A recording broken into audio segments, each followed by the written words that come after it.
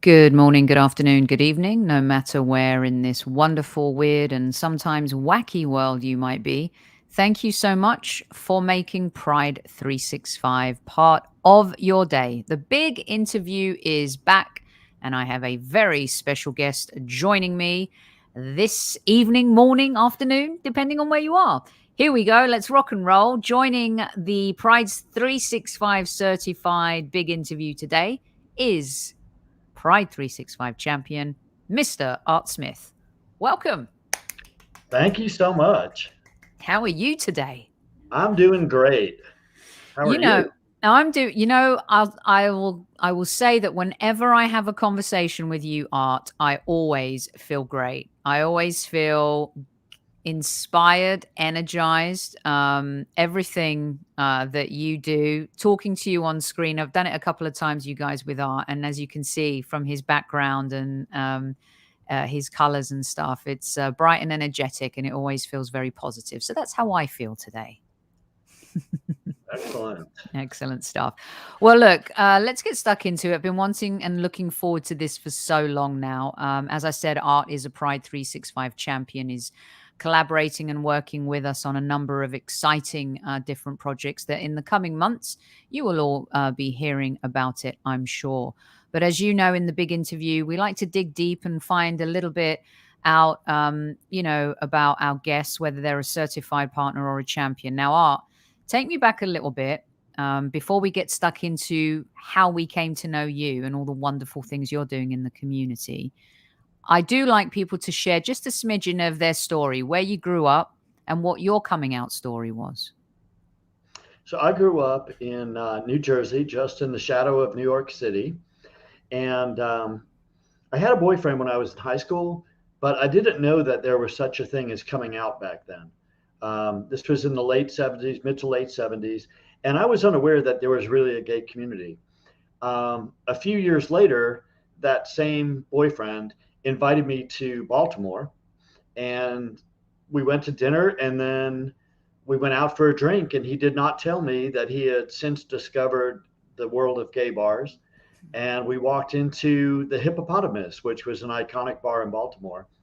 Um, and suddenly I discovered that there was a whole dance floor full of just men, and that there was actually a community. And so that kind of started my path to coming out. It took a number of years longer to actually come out to everyone, Hmm. but at least I felt like I had a community behind me at that point.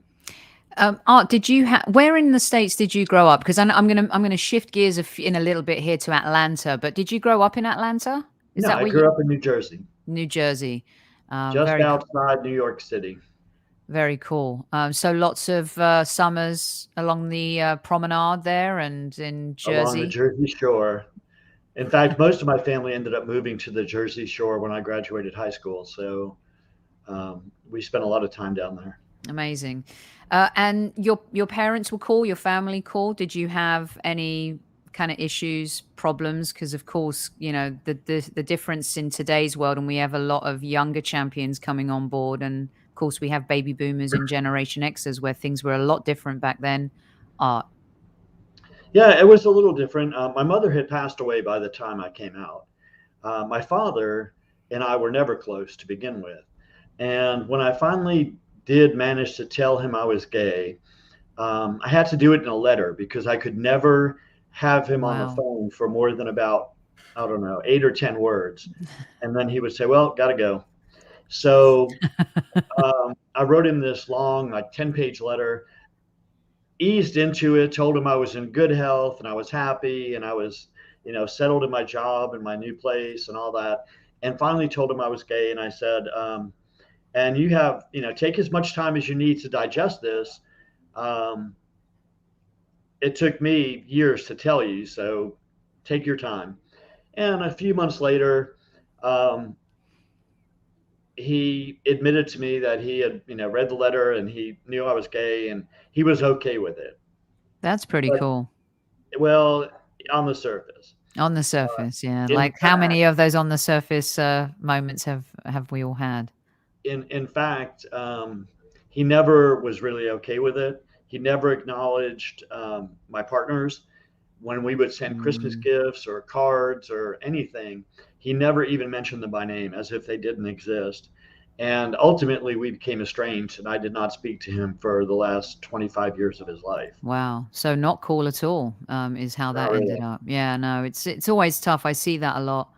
And I'm sure you have too. We all have, where there's this, public acceptance, but really when you scratch the surface, it kind of crumbles behind the scenes, doesn't it? Yeah, but the good thing for me was that pretty much all of my boyfriends after that point, their families immediately took a liking to me. Their mothers, said, "Oh, this is great. You can be part of our family." And so I, Oh, I had surrogate families. that's wonderful. Yeah, Yeah, that's so wonderful. I love that. That's just what makes and I think one of the things about, being gay, being in the gay community, you do that, you see so much of that. These blended beautiful families that have come together through all sorts of different experiences and stories, right? Art that kind of without them, you don't know what you would do.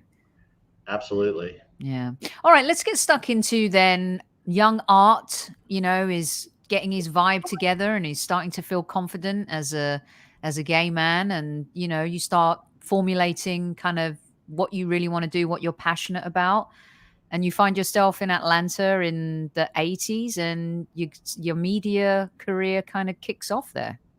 Yeah, I was tapped by someone I knew to take over a gay nightlife publication there, which was called The Guide. It was part of a national chain. There was one in Denver and Boston and several other places.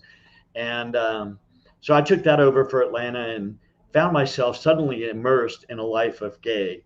Uh, every, every contact I made when I went into a business to talk to them about the publication, I basically was telling them at this time, which was the mid to late 80s, I was basically telling them, "Hey, I'm gay, and this is Mhm. my magazine." And and that went on for a number of years. I What was the reception like then, when you're kind of it's the 80s and the publications are few and far between, but yet growing, right? The scene has kicked in, and how are you finding the reception to what you're doing? Well, in Atlanta, it was a little different than a lot of other places. Atlanta was kind of, at that time, the San Francisco of the Southeast. Even Mm, though it was in the middle of the Bible Belt in the Deep South, Atlanta had a very developed gay bar uh, society there, a lot of gay bars in town, a lot of gay organizations, a large gay community. And it was very different than other places. So in Atlanta, particularly if you stayed in the in town area, Midtown, um, Ansley Park area, you were pretty well safe. It was not likely that you were going to run into too many extreme bigots and haters. So I had no major issues at that point. so it's I love how then when did your passion start? So you got the world at your feet, you're discovering kind of what you want to do, you're entering the media space, and then you develop. Does your media career evolved greatly before you get passionate into the history of the gay bar scene, Art? Uh, Not really. I mean, it helped because I, was able to write and knew how to do research and all the things that you do when you're involved in a media type situation. But they were really kind of disjointed. It did in some ways affect the development of Gay Archives because the people that I met when I was doing the magazines in Atlanta are the same people that I connected with when I first started researching the history of gay bars in Atlanta. And that's where the whole Gay Archives project started, was actually with one of my favorite bars in the world, which was called Backstreet in Atlanta. Wow. Okay, so then the passion for all of this kind of really kicks in, and before you know it, you're chronicling, collecting, you have thousands of archives, pictures. like talk me through this a little bit, and what you're doing and why you're doing it, and the importance and the relevance of kind of your passion. Well, I suspect it's the same all across the world, but I noticed in particular when I was looking into gay history in the United States, a lot of what was chronicled and what was recorded were things like riots and protests and legislation, things of that nature. But in my mind's eye, and in the experience that I had with other people I spoke with, mostly the bars were where all these things got their start. Everything started with the bar. Even the biggest protest or riot that we acknowledge regularly in the US is Stonewall, and that Hmm. started at a bar. And I said to myself, why is nobody recording or documenting anything about these places that were so important to where we are now? They were the places that allowed us to incubate, to meet and have, create groups and organize protests and do everything we did to get to where we are today with our rights and, Mm. the degree of social acceptance we have at this point. And I started doing it on my own. I said, well, I'm going to start digging in there and see what I can find out. Yeah. And you found out a lot. Yeah, fortunately, one of the things I did to do that was to create a Facebook group. And my Facebook group, which is also called Gaybarchives, now has I think, about 6,000 members. Um, You sure do. who I was on it yesterday. You have 6,000 members and a community there that share and talk, and it's just wonderful. and they love to talk about their memories of gay bars, their favorite bars that don't exist anymore, things that happened in those bars, um, whatever it is. There's constant communication with the members there, and they even post, like, for instance, one member yesterday was interviewed by the Nashville public radio station Hmm. about gay safe spaces and queer bars and whatever. And they share that kind of information too, which we would never probably stumble across had it not been for individuals, being so interested in telling everybody else about it. Yeah. Art, you bring up a phenomenal point in the sense that, what, you forget the stigma that was attached. Every movement, every where great things start, or where certain groups have to go off and create their own culture, whether it's restaurants, bars, whether it's being able to book a vacation or a holiday to feel part of something. And in a time where we were discovering ourselves, not a lot of that was really easy, and it was scary. And I even remember as a young young person moving to the States, I felt like when I came here I was reborn. And a lot of that has to do with the bar scene. And it's not about going out and getting laid and all of that stuff. It's about connecting and being with like-minded people and having a safe haven to be who you are, show who you are, reveal who you are in some instances. And what you just said is so important, and it saved us, didn't it? The gay bar scene saved us. It did. And whether or not you, as you said, you go there to drink or to hook up, that's not even the point. It was the kind of community center we had. Just like in the Black community, the churches were the meeting place for a lot of their activities and their development as a community. They Mm. were our churches. They were the places we got to go and feel like we were safe and feel like we could meet people who would understand what we were going through. And especially when you're talking about the 80s, when you had the AIDS crisis hitting, um, that was where everybody was. That's where everything happened. Yeah, and that's generally where you were able to be with like-minded people. Otherwise, it was behind closed doors in your own house. So the social aspect of it gave people, this hope and this belief. Now, as you're journeying and you're chronicling all this stuff, like I said, it's not just about the fun element of it. There's some real crazy history in some of these places you visited. I want you to share a few with me, but there's also a place that you visited recently that I'd never heard of, a place in Florida called Walton Manors, which I hadn't heard of. And this is why I love talking to art, you guys, because my education over the last few weeks since I've been introduced and I've been talking to him is like phenomenal. Tell us a little bit about Walton Manors, and then we can talk maybe about some of the other historical elements to what you've unearthed through Gaybarchives. So Wilton Manors is a small bedroom community that is just on the northeastern edge of Fort Lauderdale, Florida. It is its own city, and it is surrounded by a forking river, which technically makes it an island. It is completely surrounded by water.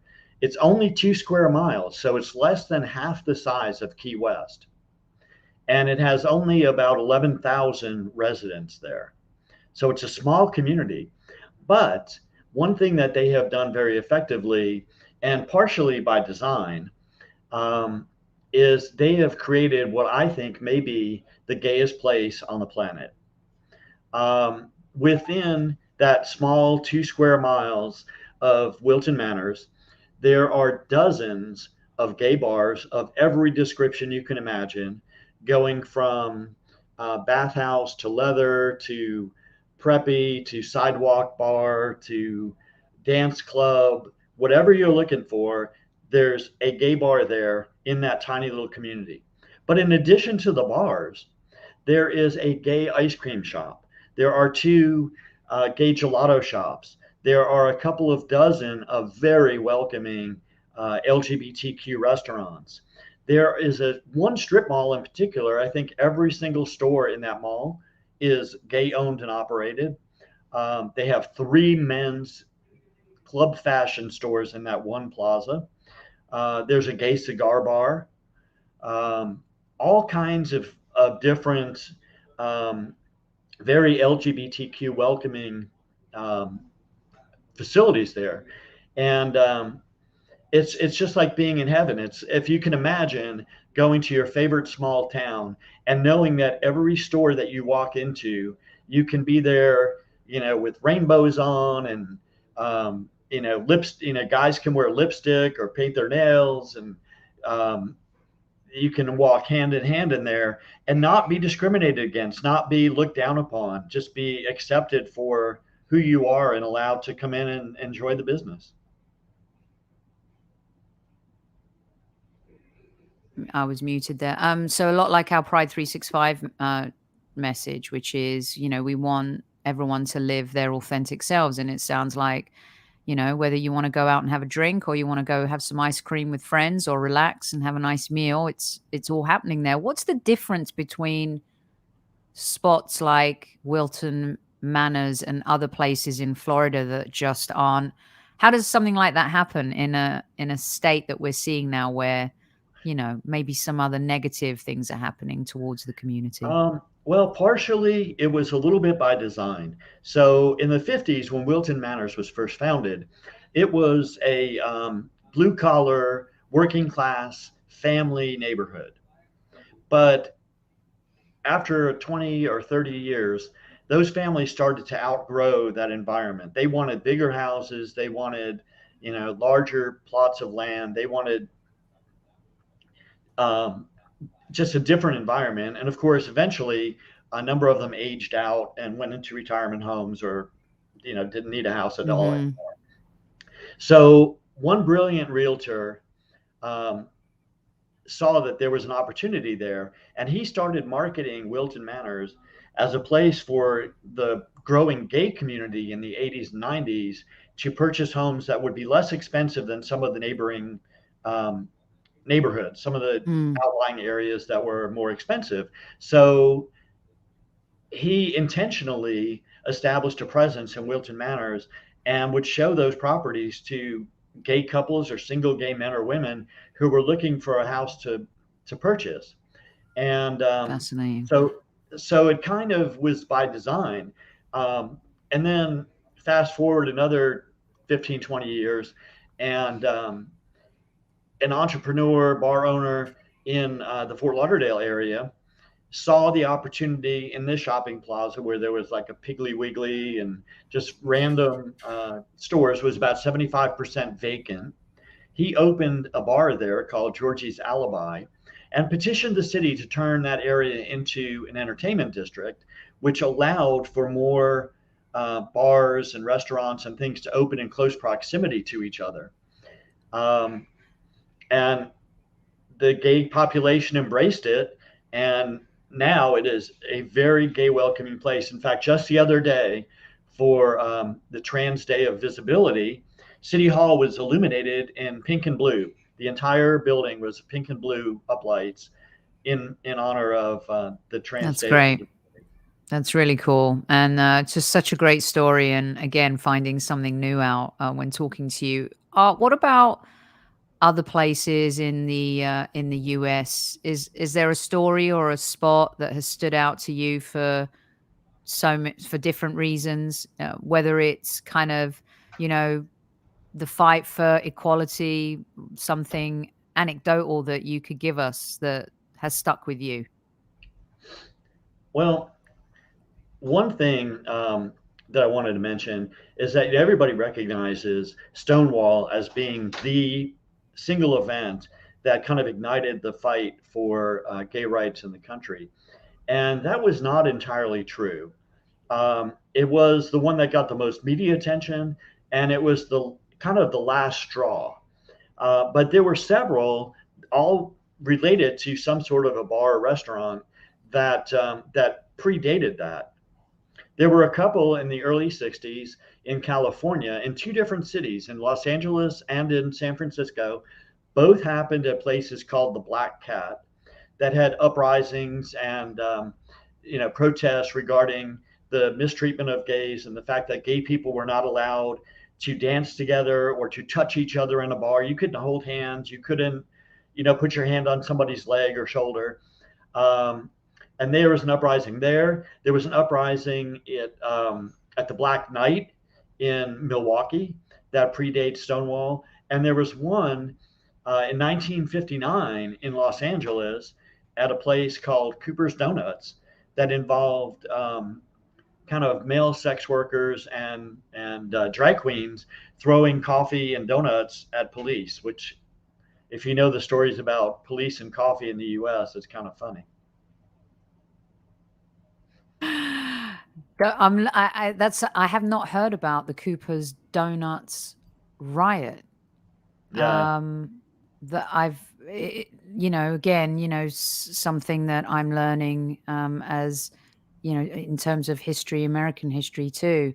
Uh, yeah. And why do you think that? Obviously, Stonewall is super historical and more well known, perhaps for different reasons. But do you think generally in the community, like people know about some of these other rights and these moments where you feel perhaps were more of the nucleus of how things came to be?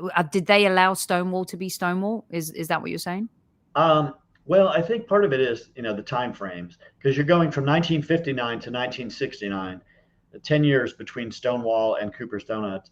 And so part of it was just the time frame itself.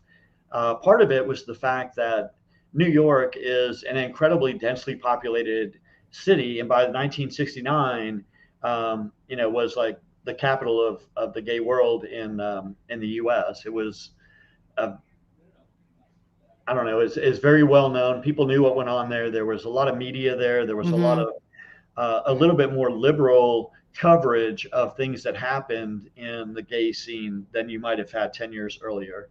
So I think that was part of it.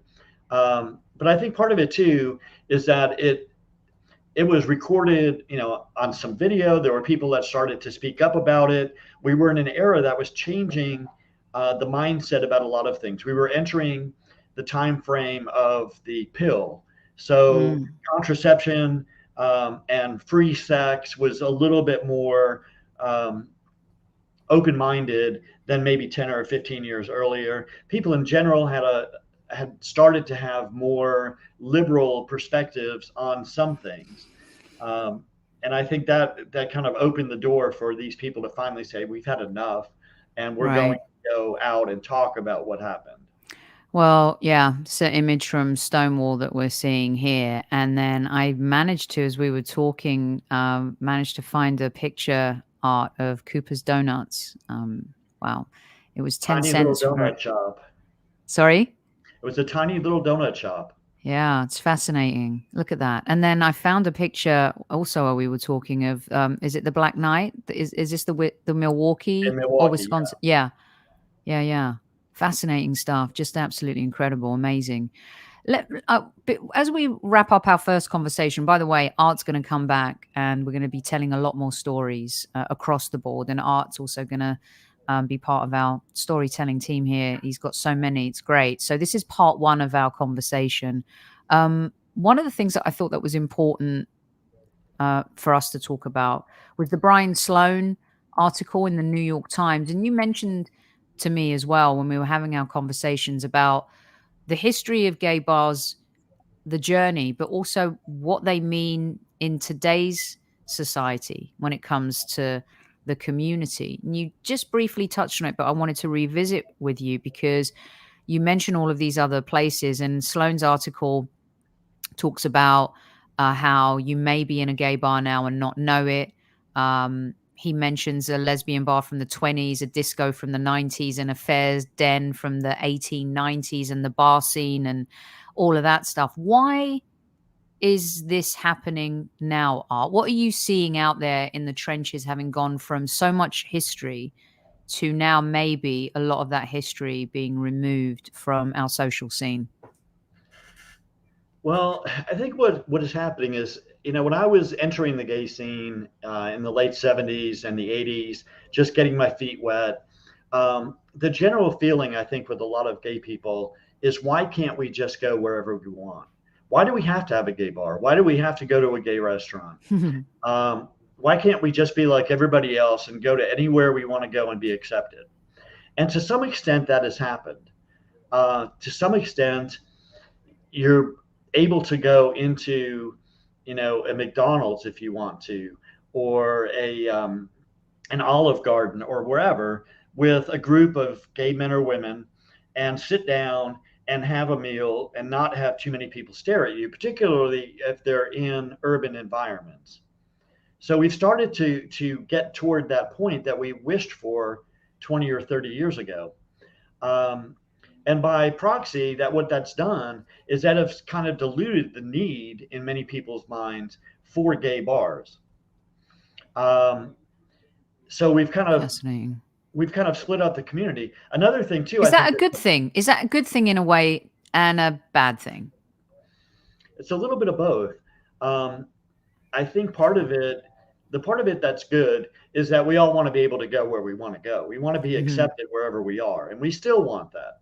But I think we need the spaces that are exclusively ours, just like people of color want their own spaces. For the most part, um, a black person can walk into virtually any restaurant or any retail establishment in the country and be accepted.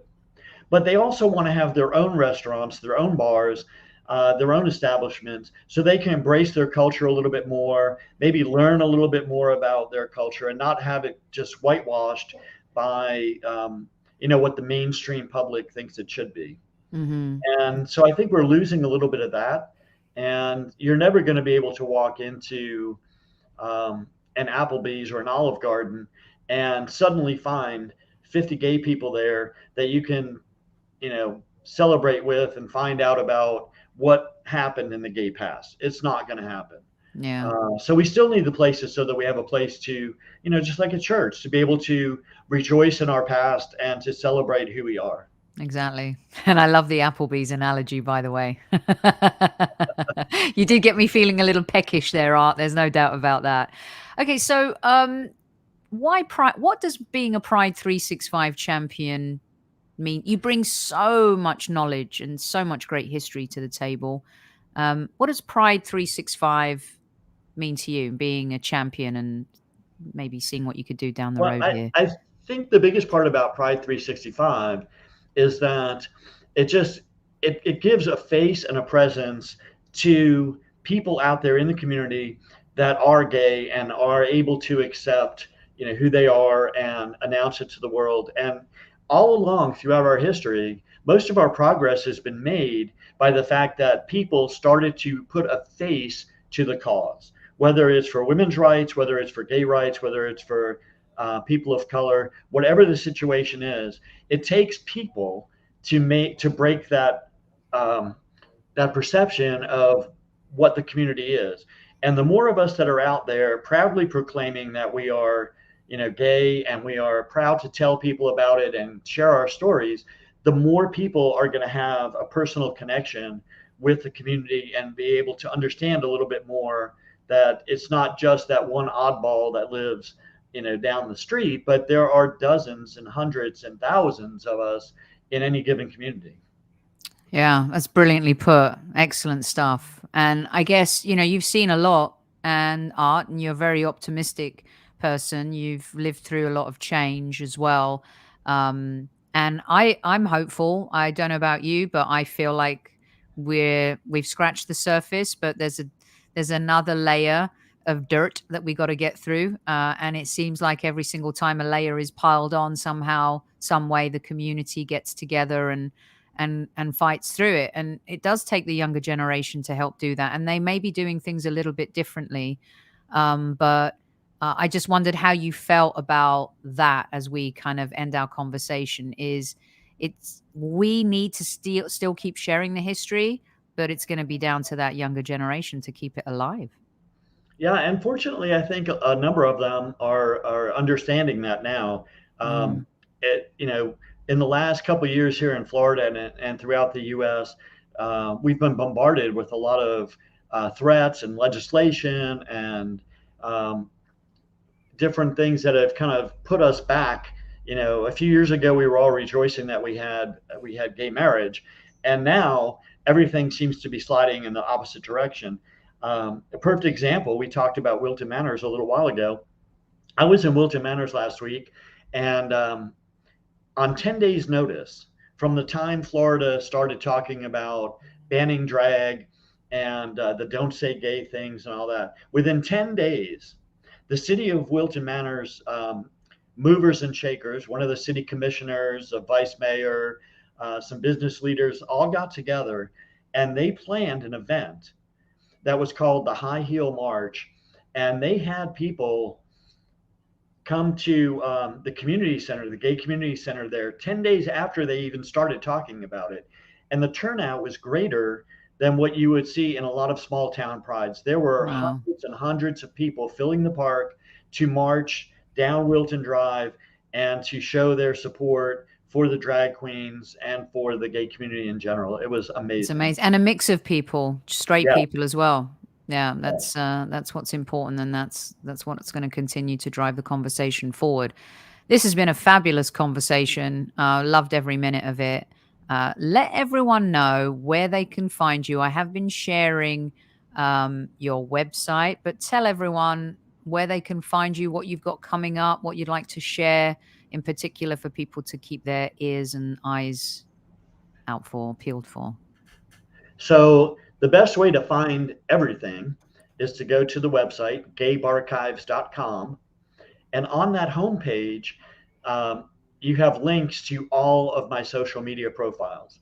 Everything is at Gay Barchives. So the Facebook is at Gay Barchives, Twitter at Gay Barchives, YouTube at Gay Barchives. You can also do a Google search for Gay Barchives or hashtag Gay Barchives, and you'll find a ton of stuff there. Um, the best way is just to interact, to join the Facebook group, to tell people your stories and your memories of the gay bars from the past, because there's no one person on this planet who can know them all and who can record them all. So, it takes a village, Brilliant. as they say. It does. And your village is definitely a fun one. There's no doubt about that. Art Smith, Pride365 champion and founder of Gaybarchives.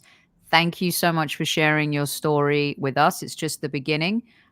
Please do subscribe to the channel, everybody. Hit the like button, share with all your favorite people.